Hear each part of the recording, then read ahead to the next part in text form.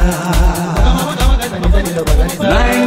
FM, 90 FM.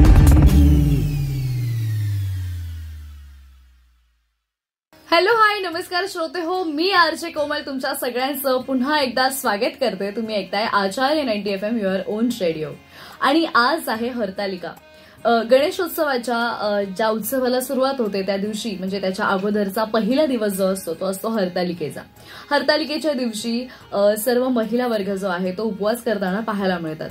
आणि हा उपवास हा गणपती बाप्पाच्या आगमनानंतर अर्थात बाप्पा घरी विराजमान झाल्यानंतर हा उपवास सोडला जातो. तर या सगळ्याविषयीची माहिती, महिमा आणि वर्णन हे काय आहे, हरतालिकेचा उपवास का केला पाहिजे किंवा त्याच्या मागे काय कथा आहे, या सगळ्या गोष्टींची माहिती आज आपल्या या विशेष पॉडकास्टमध्ये आपण घेणार आहोत.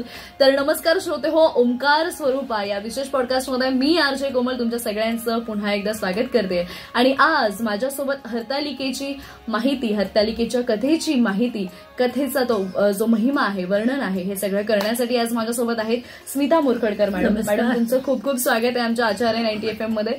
आणि अर्थात मी तुमच्याकडे वळेन आता. मी तुम्हाला विनंती करेन की तुम्ही तुमची ओळख आमच्या सर्व प्रेक्षकांना आणि श्रोत्यांना करून द्यावी. आणि त्याचबरोबर आपण जे सण उत्सव साजरे करतो, ज्यावेळी आपण एखादी गोष्ट करतो पण ती गोष्ट करताना त्याच्या मागचा इतिहास काय आहे तो खरं तर लोकांना पटवून देणं फार गरजेचं असतं. आणि म्हणून आज मी तुम्हाला अशी विनंती करते की या हरतालिकेची माहिती सुद्धा सर्व प्रेक्षकांपर्यंत आणि सर्व श्रोत्यांपर्यंत तुम्ही पोहोचवा. जरूर. नमस्कार, मी स्मिता संजय मोरखडकर. मी चेंबूर महिला समाजामध्ये कार्यरत आहे. बालविकासच्या मध्ये सुद्धा मी कार्यरत असते. इतर अनेक उपक्रम माझ्याकडनं छोटे मोठे चालत असतात. तुमच्या कलारंगमध्ये मी आज 1 वर्षापासून जॉईन केलेलं आहे. ही संधी दिलीत, चांगले. मग मी सुरुवात करू. येस. भाद्रपद महिन्यातली पहिल्या तृतीयेला केले जाणारं हरताळका हे व्रत देशाच्या अनेक राज्यात तीज व्रत म्हणून ओळखले जाते. याचे महत्त्व म्हणजे देवी पार्वतीला शिवशंकर यांना पतीच्या स्वरूपात प्राप्त करण्यासाठी 107 वेळा जन्म घ्यावा लागला होता. त्यानंतर 108वा जन्म घेतल्यानंतर पार्वतीच्या कठोर तपश्चर्येमुळे भगवान शंकरांनी पार्वतीला आपली पत्नी म्हणून स्वीकारले. म्हणून या हरतालिका व्रताला स्त्रियांना विशेष महत्त्व देतात. स्त्रिया हे व्रत आपल्या पतीच्या दीर्घायुष्यासाठी करत असतात, तर दुसरीकडे अविवाहित मुली इच्छित पती मिळवण्यासाठी हे व्रत करतात. या दिवशी महिला निर्जळी उपास करतात व पूजा करून कथा श्रवण करतात. तर थोडक्यात कथा मी तुम्हाला आता सांगते. नक्कीच. कारण मला असं वाटतं बऱ्याच वेळा म्हटलं जातं की हा उपवास करायचा असतो किंवा हा उपवास, बऱ्याच लोकांमध्ये अनेक शंका कुशंका आहेत की नक्की हा उपवास कोणी करायचा. तर अर्थात जसं आता मॅडमने सांगितलं, स्मिता मोरखडकर मॅडमांनी आपल्याला जी माहिती दिली की खरंच हरतालिकेचा उपवास असतो त्या विवाहित स्त्रिया ज्या आहेत त्या आपल्या पतीच्या दीर्घायुष्यासाठी आणि हा उपवास करत असतात. आणि त्याचबरोबर अविवाहित मुली अर्थात कुमारिका ज्या आहेत तो इच्छित पती मिळावा म्हणून हा उपवास करत असतात. आणि आता जी हरतालिकेची कथा आहे, मी मॅडम तुम्हाला विनंती करेन की ती कथा तुम्ही आमच्या सर्व श्रोत्यांना ऐकवावी. ही कथा तशी प्रचलित आहे, बहुतेक जणांना माहिती असते, पण मी अगदी थोडक्यात सांगते. एके दिवशी ईश्वर पार्वती कैलास पर्वतावर बसले होते. पार्वतीने शंकराला विचारले, महाराज, सर्व व्रतात चांगलं व्रत कोणतं असं मला सांगा, पण श्रम थोडे आणि फळ पुष्कळ असं एखादं व्रत असेल तर सांगा, आणि मी कोणत्या पुण्याईने आपल्याला पदरी पडले हेही सांगा. तेव्हा शंकर म्हणाले, जसा नक्षत्रात चंद्र श्रेष्ठ, ग्रहात सूर्य श्रेष्ठ, 4 वर्णात ब्राह्मण श्रेष्ठ, देवात विष्णू श्रेष्ठ, नद्यांमध्ये गंगा श्रेष्ठ, त्याप्रमाणे हे हरतालिका हे सर्वात श्रेष्ठ व्रत आहे. ते मी तुला सांगतो. तेच तू पूर्वजन्मी हिमालय पर्वतावर केलंस आणि त्याच्या पुण्यानं तू मला प्राप्त झालीस. ते ऐक. हे व्रत भाद्रपद महिन्यातल्या पहिल्या तृतीयेला करावं.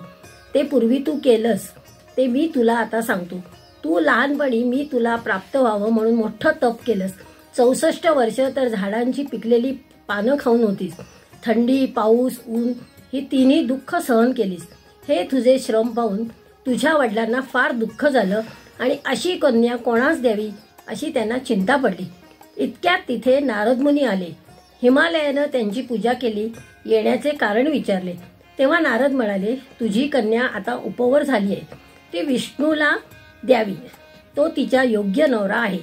त्यांनीच मला तुझ्याकडे मागणी करण्यास पाठवलंय, म्हणून मी इथे आलो आहे.